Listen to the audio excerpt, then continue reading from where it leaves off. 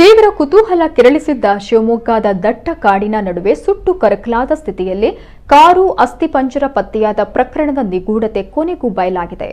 ಜಿಲ್ಲೆಯ ತೀರ್ಥಹಳ್ಳಿ ತಾಲೂಕು ಮಿಟ್ಲಾಗೋಡು ಅರಣ್ಯ ವ್ಯಾಪ್ತಿಯಲ್ಲಿ ಸುಟ್ಟು ಕರಕಲಾಗಿದ್ದ ಸ್ಥಿತಿಯಲ್ಲಿ ಪತ್ತೆಯಾಗಿದ್ದ ಕಾರು ಮತ್ತು ಅಸ್ಥಿಪಂಜರದ ಸ್ಥಿತಿಯಲ್ಲಿದ್ದ ವ್ಯಕ್ತಿಯ ಗುರುತು ಪತ್ತೆಯಾಗಿದ್ದು, ಈ ಸಂಬಂಧ 5 ಕೊಲೆಗಾರರನ್ನ ಪೊಲೀಸರು ಬಂಧಿಸಿದ್ದಾರೆ. ಮೃತನನ್ನ ಸಾಗರ ತಾಲೂಕಿನ ಆಚಾಪುರ ಗ್ರಾಮದ ಮುಸ್ಲಿಂ ಪೇಟೆಯ ನಿವಾಸಿ ವಿನೋದ್ ಎಂದು ಗುರುತಿಸಲಾಗಿದೆ. ವಿನೋದ್ ಅವರನ್ನ ಕೊಲೆಗೈದು ಮೃತದೇಹವನ್ನ ಕಾರಿನಲ್ಲಿ ಕಾಡಿಗೆ ತಂದು ಮೃತದೇಹ ಸಹಿತ ಕಾರಿಗೆ ಬೆಂಕಿ ಹಚ್ಚಿರುವುದು ತನಿಖೆಯಿಂದ ಬೆಳಕಿಗೆ ಬಂದಿದೆ. ಸುಟ್ಟ ಕಾರು ಅಸ್ಥಿಪಂಜರ ಪತ್ತೆಯಾಗಿರುವ ಸಂಬಂಧ ಜೇಡಿಕುಣಿ ಗ್ರಾಮ ಪಂಚಾಯಿತಿ ಸದಸ್ಯರು ದೂರನ್ನ ನೀಡಿದ್ರು.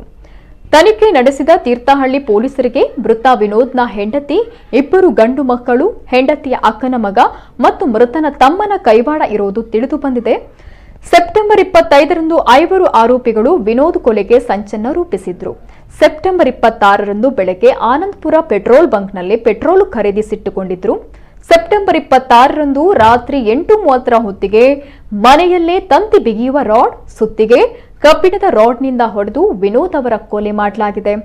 ವಿನೋದ್ ಬಳಸ್ತಾ ಇದ್ದ ಕಾರಿನಲ್ಲೇ ಅವರ ಮೃತದೇಹವನ್ನು ಸಾಗಿಸಲಾಗಿದೆ. ತನಿಖೆ ವೇಳೆ ಪೊಲೀಸರಿಗೆ ಅನುಮಾನ ಬಾರದಿರಲಿ ಅಂತ ಆರೋಪಿಗಳು ತಮ್ಮ ಮೊಬೈಲ್ಗಳನ್ನು ಸ್ವಿಚ್ ಆಫ್ ಮಾಡಿಕೊಂಡಿದ್ರು. ಮನೆಯಲ್ಲೇ ಮೊಬೈಲ್ಗಳನ್ನು ಇಟ್ಟು ಹೋಗಿದ್ರು.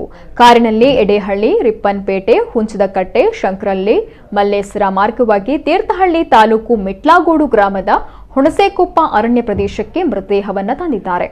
ಚಾಲಕನ ಸೀಟಿನಲ್ಲಿ ಮೃತದೇಹವನ್ನ ಇರಿಸಿ ಖರೀದಿಸಿಟ್ಟಿದ್ದ ಪೆಟ್ರೋಲ್ ಸುರಿದು ಕಾರಿಗೆ ಬೆಂಕಿ ಹಚ್ಚಿದ್ದಾರೆ.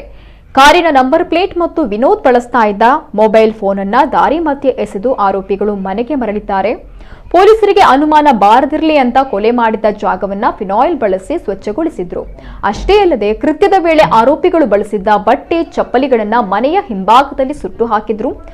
ತನಿಖೆ ವೇಳೆ ಮನೆಯವರ ಮೇಲೆಯೇ ಅನುಮಾನಗೊಂಡ ಪೊಲೀಸರು ವಿಚಾರಣೆಯನ್ನು ತೀವ್ರಗೊಳಿಸಿದ್ರು. ಈ ವೇಳೆ ವಿನೋದ್ ಕೊಲೆಗೆ ಸಂಪೂರ್ಣ ಮಾಹಿತಿ ಬಹಿರಂಗಗೊಂಡಿದೆ.